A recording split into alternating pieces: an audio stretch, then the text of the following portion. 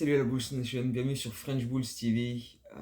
Honnêtement, j'ai dû dire ça des centaines de fois dans les vidéos que je fais là. Ceux qui suivent depuis un certain temps le savent. J'essaye, mais vraiment, j'essaye au maximum, pas juste avec les Bulls, mais au global, dans la vie de tous les jours, d'être positif, de vraiment, tu vois, euh, de toujours trouver le truc positif, etc. Euh, mais à un moment donné, je peux pas inventer. Là, quand je vois quelque chose aussi ridicule que ce qu'on voit en ce moment et sur le match de cette nuit, et on va en parler de ce Shakhtar full exceptionnel, mais peut-être le plus gros Shakhtar full de l'histoire. Je suis désolé, mais moi je peux pas inventer, je peux pas dire non, mais oui, c'est bien, on est machin, on est 9ème, nanana, je peux pas. Nanana. Je vais pas raconter des conneries comme quoi on est compétitif ou quoi que ce soit. Euh, c'est pas une question d'être positif ou négatif, c'est juste qu'il faut dire les choses comme elles sont. On est nul à chier. On est nul à chier. Là, on est encore 9ème au classement. Ça tient uniquement à une chose, c'est parce que Atlanta, ils gagnent pas non plus. C'est pas de nous, parce qu'on n'est pas capable de le faire le taf, nous. C'est uniquement parce que Atlanta, bah, eux non plus, ils sont pas capables de faire le taf. Sinon, ils seraient devant nous déjà. Euh, alors c'est sûr, on a beaucoup de blessés, tout au long de la saison on en a eu, plein d'absents, on est obligé de faire avec Zach LaVine qui est loupé quasiment toute la saison, Patrick Williams qui est loupé quasiment toute la saison, et puis même dernièrement, Caruso qui manque un match par-ci, quand il revient c'est Ayodo Sunmu comme cette nuit qui est pas là, Euh, et puis tu as toujours des petites absences à droite à gauche, tu aurais créé qu'il y en a loupé aussi, mais personne ne step up. T'as des Rosanne qui continuent de faire les matchs, Kobe il est diminué, donc tu peux, voilà, éventuellement pas l'excuser, mais ça se justifie, quoi. Il est pas à 100%, loin de là, et on va en parler aussi. Mais les autres, Vooch, Vooch il a la rue complète. Vooch, perso, j'en peux plus. Des matchs à moins de 10 tirs, des matchs à 2 rebonds, 2 m 10, Vooch, 2 rebonds. Tu veux pas des tartes? Non, mais sans déconner, on joue à quoi là? Une défense honteuse. J'ai vu des stats passer l'autre jour, c'était une addition de plusieurs stats défensives euh, sur les joueurs NBA et qui concluait que Vucevic était le pire défenseur en termes de protection de cercle de toute la ligue. 2 ans encore et 20 millions par saison, donc tout va bien.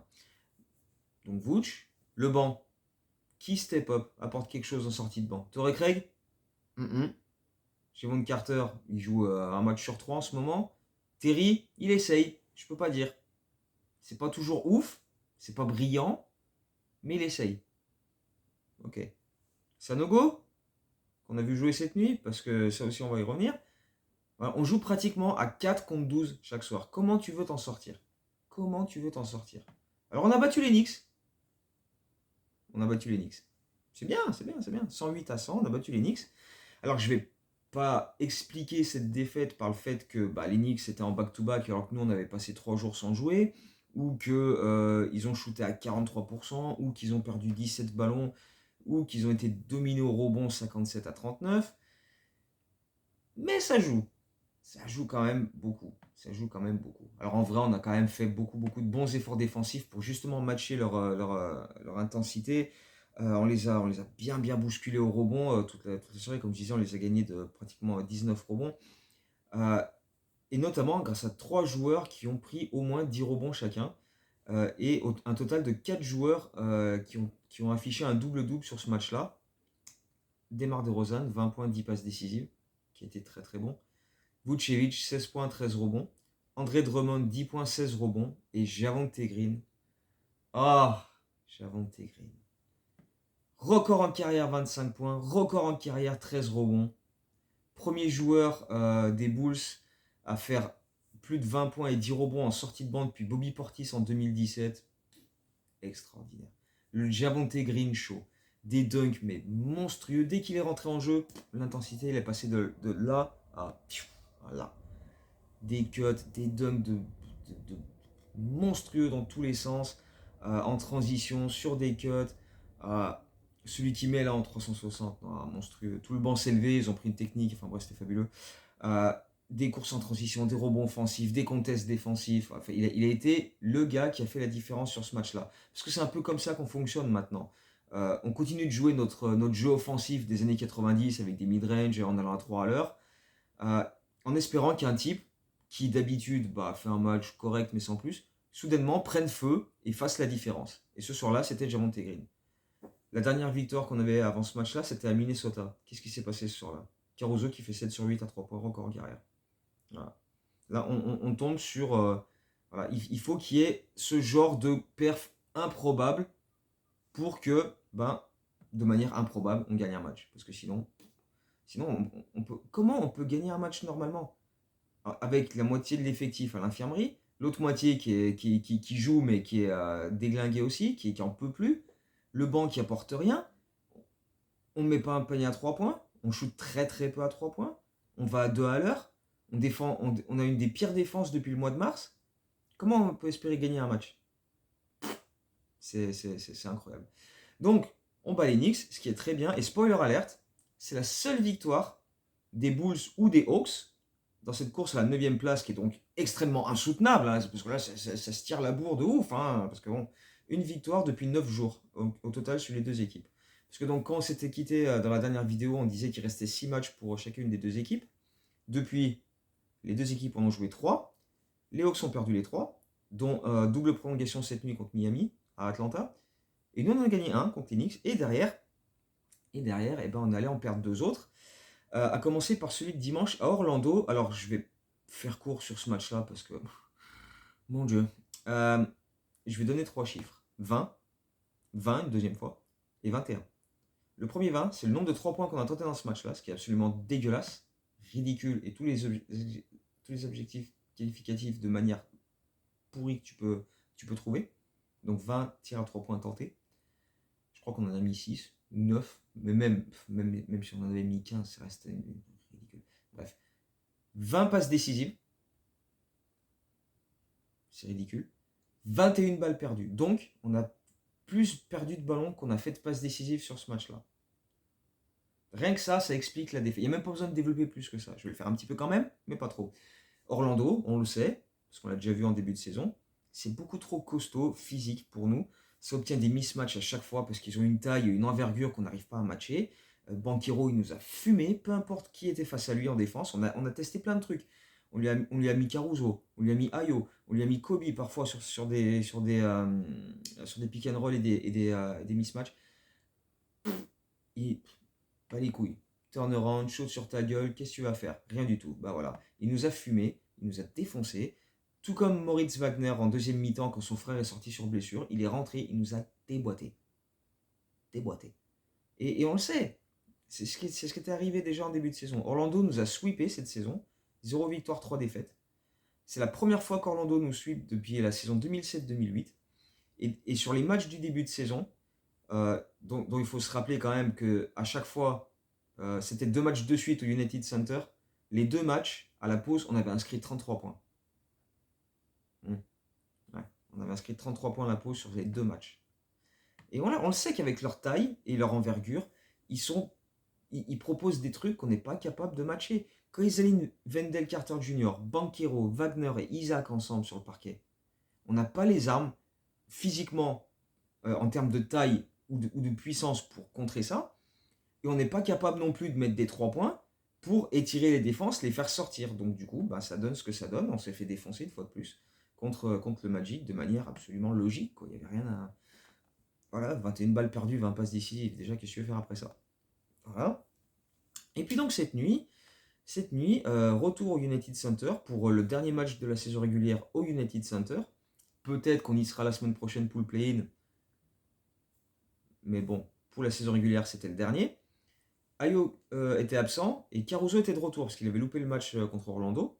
Parce qu'on se rappelle qu'en fin de match, lui et Kobe étaient sortis avec chacun une blessure à la cheville gauche. Finalement, Kobe a pu jouer à Orlando. Caruso n'avait pas joué, était de retour pour ce match-là, mais c'est Ayo qui le remplace à l'infirmerie, donc du coup, voilà. Mais je peux pas commencer à parler de ce match sans évoquer ce moment, mais d'une horreur, d'une nullité, mais qui m'a mis dans une rage absolument intersidérale. on est début du deuxième quart-temps. On est mené d'une dizaine de points, 9-10 points.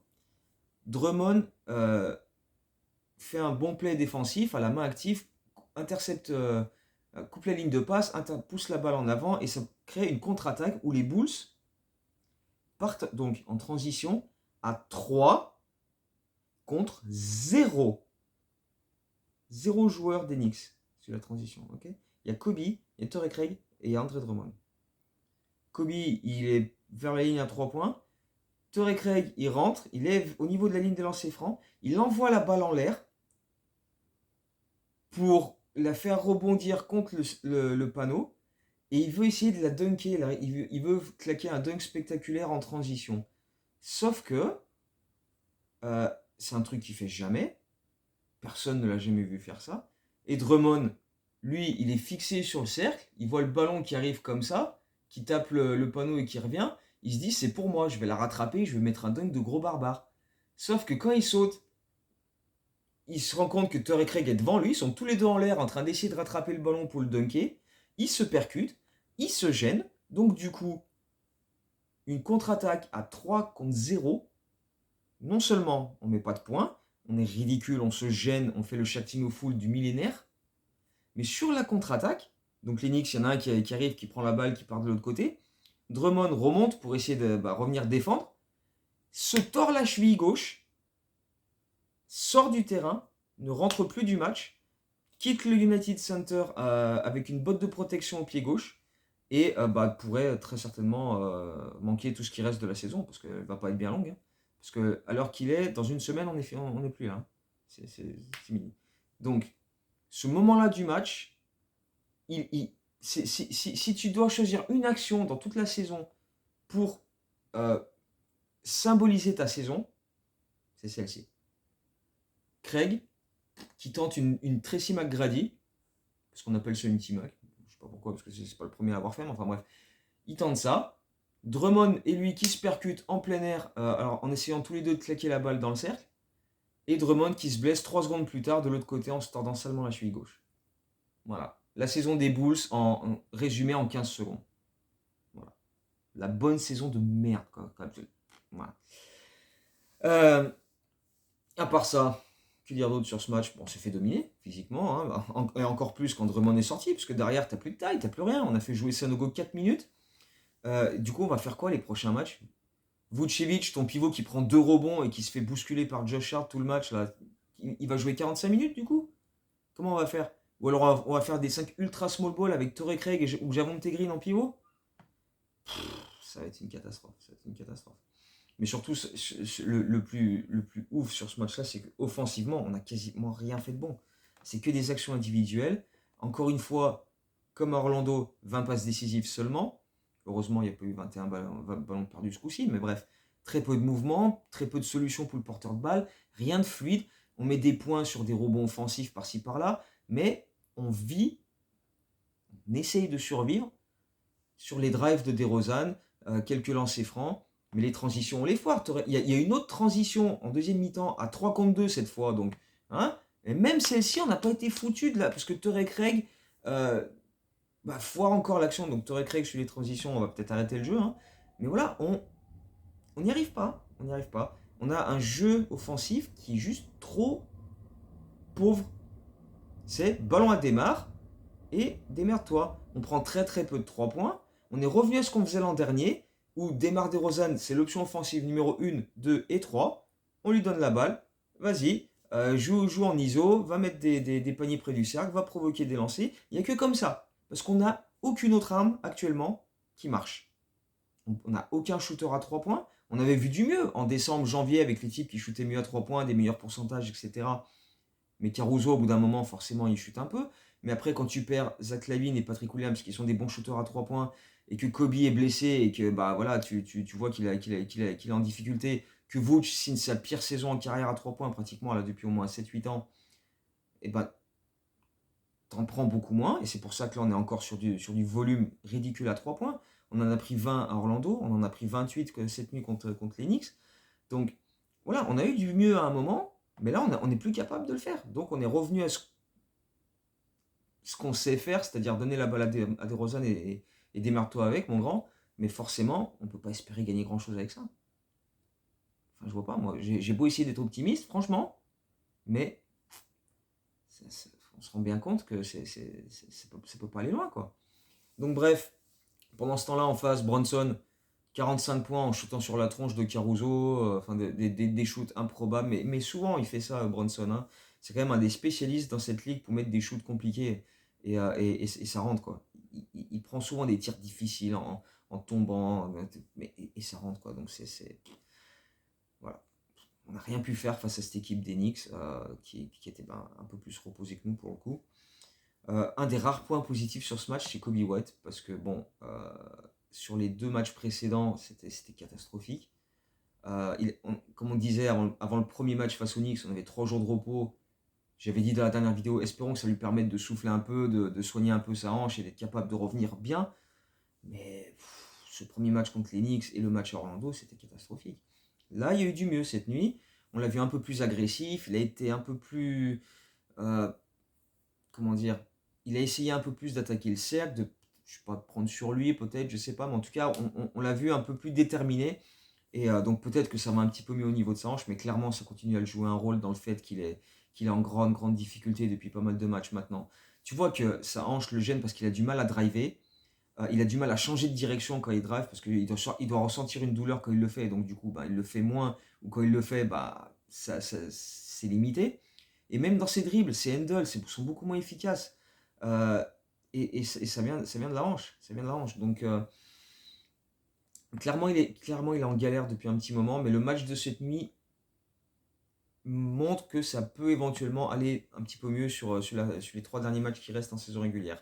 Il a même réussi à claquer quelques 3 points, dont un juste avant la pause où il intercepte la remise en jeu, qui était pas mal à ce moment-là.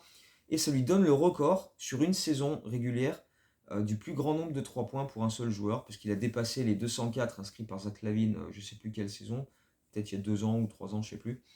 Mais en tout cas, Kobe White est désormais le recordman de la franchise du plus gros nombre de 3 points inscrits sur une seule saison. Et là, il a encore une possibilité sur les 3 matchs qui restent de dépasser Ben Gordon au nombre de 3 points inscrits dans l'histoire des Bulls et prendre la 3e place de Ben Gordon. Mais bref, à part donc Kobe White qui va un peu mieux, DeRozan qui a été excellent sur ce match-là, parce que forcément, à force de l'utiliser en long, en large et en travers, il fait des stats et il a encore été très efficace. Quelques hustle plays de Caruso, mais à part ça, ce match il puait du cul, quoi. Il puait du cul, donc on l'a perdu logiquement. Une fin de match interminable en plus, c'était relou. Et nous voilà donc avec un bilan de 37 victoires et 42 défaites, ce qui signifie officiellement qu'on va terminer la saison sous les 50%. Et on n'aura jamais été au-dessus en bilan positif de toute la saison régulière. Au mieux, on était à 2-2 en début de saison, donc 50%. Derrière, chute complète. Donc on va une nouvelle fois, comme la saison précédente, terminer en dessous des 50% de victoire. Et si on gagne les 3 matchs qui nous restent, c'est un grand si, hein, parce que à l'heure qu'il est, c'est quand même fortement improbable, on terminerait avec 3 victoires en plus, avec le même bilan que l'an dernier, à savoir 40 victoires, 42 défaites. Donc hashtag continuité, compétitif, tout ce que tu veux, bref, tout va bien, c'est la fête, on est extraordinaire. Pendant ce temps-là, Atlanta, 36 victoires, 43 défaites. Et comme on a dit, ils ont perdu 3 de suite. Eux, il leur reste Charlotte, déplacement à Minnesota et à Indiana. Nous, on reçoit... non, on reçoit plus rien. On va tout à l'extérieur maintenant. On va à Détroit, jeudi soir. On va à Washington le lendemain, vendredi soir. Et on va à New York, au Madison Square Garden, pour terminer la saison dimanche, à 19h. Si on bat Détroit, mettons, on ne sait jamais, et que dans le même temps, Atlanta perd contre Charlotte, on est officiellement 9e. C'est terminé, la course au play-in, elle est terminée. Parce qu'en gros, il faudrait qu'on gagne un match, et comme on a le tiebreaker, si on gagne un match, ça nous met à 38 victoires. Atlanta, ils en ont 36. Il faudrait qu'ils gagnent les 3 matchs qui leur restent pour nous passer devant. C'est leur seule option. Parce que si on a un bilan similaire en fin de saison, 38-44 du coup, ou 39-43, si Bulls et Hawks ont le même bilan à la fin de saison, c'est les Bulls qui finissent 9e avec le tiebreaker. Donc Atlanta est obligé de finir avec un bilan supérieur au nôtre. Et si on gagne contre Détroit jeudi, ça nous fait 38 victoires, 42 défaites. Et si Atlanta, dans le même soir, perd, ça leur fait 37-44. Non, ça leur fait 36-44. Et donc, même en gagnant les 2 matchs d'après, ils ne feraient pas mieux que 38 victoires, ce qui égalerait notre record. Donc, on serait assuré d'être 9e. Une place qu'on a depuis le 8 janvier quand même. Ça fait depuis le 8 janvier, ça fait plus de 3 mois qu'on n'a pas bougé de la 9e place quand même. C'est extraordinaire. Tu as partout, à l'est, à l'ouest, entre la 3e et la 7e place, ça change tous les jours parce que dès que tu gagnes un match, tu montes de 2 places. Tu perds un match, tu perds 3 places. Tu as 3 équipes qui te passent devant. À l'ouest, c'est la même chose. Nous, ça fait 3 mois, on est comme ça. On attend, il ne se passe rien. C'est extraordinaire. C'est extraordinaire. Bref, je pense pas qu'il y ait besoin de développer beaucoup plus que ça. Hein. Comme je disais, on va à Détroit et à Washington jeudi, vendredi. Donc, dernier back-to-back de la saison. Très certainement sans Drummond, hein, qui en plus va louper les premiers matchs de la saison pour lui. C'était le seul joueur des Bulls qui était encore en lice pour disputer tous les matchs de la saison régulière. Et à 3 matchs de la fin, bam! Non. Parce que Torrey Craig a décidé que sur une contre-attaque, il allait faire une Tracy McGrady. Donc voilà. On va espérer quand même récupérer Ayo Sunmu. Apparemment, ça n'a pas l'air très très grave, la blessure qu'il a. Donc c'était... voilà, il a loupé ce match cette nuit, mais on va espérer que d'ici jeudi, les news seront bonnes pour lui et qu'on pourra le revoir. Mais bon, là honnêtement, vivement la fin, j'en peux plus. Cette saison, elle m'a tellement déphasé mentalement. Ah, c'est catastrophique, donc bref. Si j'ai le temps, avant le match des Knicks et après le back-to-back Pistons Wizards, je ferai une vidéo à ce moment-là. Sinon, bah, ça attendra lundi pour faire une sorte de preview du match de play-in qui nous attend face à Atlanta, soit mardi, soit mercredi la semaine prochaine, soit probablement à Chicago, mais il y a encore une possibilité que ce soit à Atlanta. On verra d'ici là. Mais en attendant, bah, comme d'hab, portez-vous bien. On se retrouve très très bientôt. Ciao, Bulls.